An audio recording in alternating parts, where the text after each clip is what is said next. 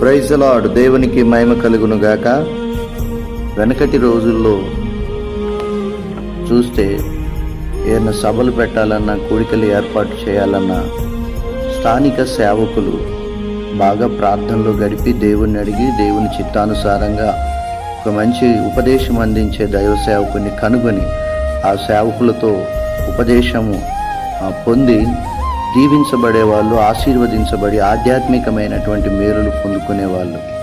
కానీ నాటి రోజుల్లో గనక మనం గమనిస్తే, నాటి దినాల్లో ఉన్నటువంటి దేవుని సేవకులు, ఏ సేవకుడు గొప్ప సేవకుడు, ఏ సేవకుడు వస్తే మనకు డబ్బులు ఇచ్చి వెళ్తారు అని డబ్బు కోసం పరుగులెడుతూ డబ్బు కోసం సంఘాలను విచ్ఛిన్నం చేస్తున్నారు.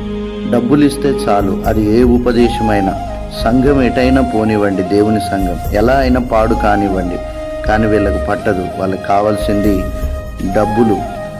ధనాపేక్ష సమస్త కీడులకు మూలమని దేవుని వాక్యం సెలవిస్తుంది.